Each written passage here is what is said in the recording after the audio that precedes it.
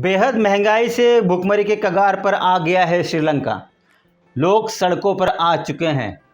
आखिर क्या कारण है श्रीलंका के इतने बड़े आर्थिक संकट का, जिसकी वजह से वहां पर आपातकाल जैसी स्थिति आ गई? एक एक करके हम सब बताएंगे आपको। नमस्कार दोस्तों, मैं हूं विक्रम। इन दिनों हमारे दो पड़ोसी देश इस कदर महंगाई और भुखमरी की मार झेल रहे हैं कि उन देशों की जनता सड़कों पर आ चुकी है, जिसमें एक है पाकिस्तान और दूसरा है श्रीलंका। आज हम बात करेंगे श्रीलंका के बारे में। ये जानेंगे कि आखिर इतने सालों से शांति से रह रहे भारत के पड़ोसी देश श्रीलंका में क्यों त्राहिमाम मचा हुआ है। दोस्तों, कंगाल हुए श्रीलंका में महंगाई के सभी रिकॉर्ड टूट चुके हैं। यहाँ तक कि वहाँ की आम जनता खाने पीने का सामान खरीदने में असमर्थ है। सब्जी, राशन, पेट्रोल, डीजल 4 गुना महंगा हो चुका है। आलम तो ये है कि बिजली सिर्फ 4 घंटे आ रही है।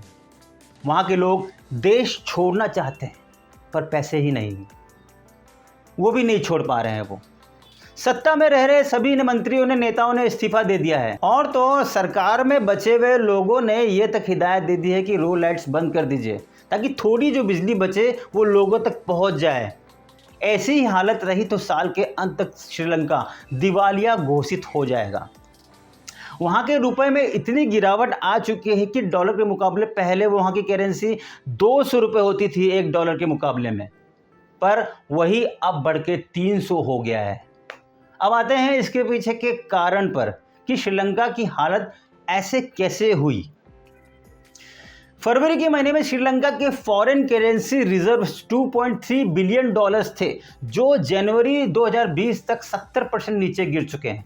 किसी भी देश के लिए फॉरेन करेंसी रिजर्व्स बहुत ही आवश्यक है। अगर वो नहीं होते हैं तो किसी भी तरह का सामान दूसरे देशों से इंपोर्ट नहीं कर सकते। श्रीलंका के करंट सिचुएशन के हिसाब से वो सिर्फ 1 महीने के ही गुड्स इंपोर्ट कर सकते हैं। इसके अलावा 4 बिलियन का कर्ज है श्रीलंका के ऊपर। एक इंडियन रुपए लगभग 4 श्रीलंकन रुपए के बराबर होता है। अब सबसे बड़ा सवाल यह है कि इतनी बड़ी इकोनॉमिक क्राइसिस श्रीलंका में आई तो आई कैसे? क्या कारण इसके पीछे, आइए जानते हैं।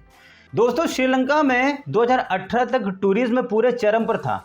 मतलब श्रीलंका की 12 से 15% जीडीपी टूरिज्म पर निर्भर थी, पर लगातार आतंकवाद झेल रहे श्रीलंका में 2020 में ये बिजनेस दम तोड़ता नजर आया। साथ ही कोरोना वायरस के चलते विश्व भर में जो असर हुआ, उससे पर्यटन पूरा बंद हो गया। एक के बाद एक थपेड़े झेल रहा श्रीलंका इसे रोकने में नाकामयाब रहा।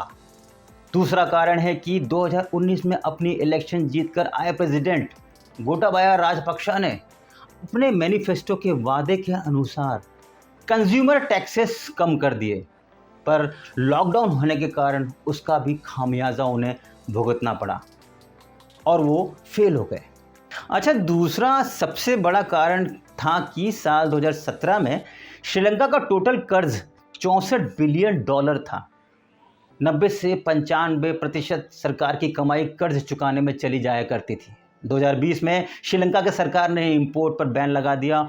उस वक्त उनका कर्ज 51 बिलियन डॉलर था। अच्छा, इसमें चीन एक ऐसी कंट्री है जिसने श्रीलंका के आसपास डेट ट्रैपिंग करना शुरू कर दिया था और काफ़ी हद तक सफल रहा। डेट ट्रैपिंग मीन्स पहले कर्ज देते रहो, फिर अगर कोई देश कर्ज नहीं लौटा पाए तो उसे अपने जाल में फंसा लो और धीरे धीरे उस देश पर कब्जा कर लो। इसी के चलते श्रीलंका ने कर्ज न चुकाने की वजह से अपने पोर्ट्स चाइना के हवाले कर दिए और वो डेट ट्रैपिंग में पूरी तरह फंस गया। चीन ने उस पर कब्जा कर लिया। अच्छा, चीन की ये टेक्निक पाकिस्तान पर भी लागू होकर चल रही है। इतना सब देखने के बाद भी शायद पाकिस्तान को नहीं समझ आएगा कि एक तरह का ट्रैप उसके आसपास बिछ चुका है। ये बात शायद नेपाल को भी समझ आ चुकी है। पिछले दिनों आपने सुना होगा नेपाल भारत के खिलाफ और चीन के फेवर में बोलने लगा था, पर वक्त रहते शायद उन्हें समझ आ रहा है और आगे भी आ जाए तो अच्छा है। उन्हें चीन के जाल में नहीं फंसना है। भारत का यहाँ रोल नेपाल और श्रीलंका के लिए बराबर रहा। शायद ये नेपाल को समझ आ गई है, इसलिए शायद पिछले दिनों नेपाल के प्रधानमंत्री शेर बहादुर देउबा भारत के साथ वापस अच्छे संबंध बनाने में लगे हैं। उनका प्रधानमंत्री मोदी से बार बार मिलना, 18 सालों से जो संबंध बंद हुए पड़े थे, ट्रेन बंद हुई पड़ी थी, वो सब शुरू करना एक तरह का ये संकेत देता है। पिछले दिनों भारत ने अनाज के साथ साथ पेट्रोलियम उत्पादों की खरीद के लिए 50 करोड़ डॉलर की कर्ज की मदद की है श्रीलंका को, आर्थिक संकट से निकालने के लिए, उबारने के लिए। 1 अरब डॉलर की कर्ज सहायता की घोषणा भी की है। कर्ज की मदद के तहत ये चौथी खेप है। साथ ही पिछले दिनों 50 दिनों में भारतीय कुओं से श्रीलंका के लोगों तक 2 लाख टन ईंधन की आपूर्ति भी की गई है। भारत नेपाल की भी इस तरह की मदद लगातार करता रहता है, पर अफसोस पाकिस्तान जो अपने पूरे बुरे दौर से गुजर रहा है, जिसे चीन ने पहले से ही जाल में फंसा लिया है, उसकी मदद कौन करेगा ये तो वक्त ही बताएगा। आपका इस बारे में क्या कहना है और इस पूरे वीडियो के बारे में क्या कहना है, हमें कमेंट बॉक्स में लिख के ज़रूर बताएं।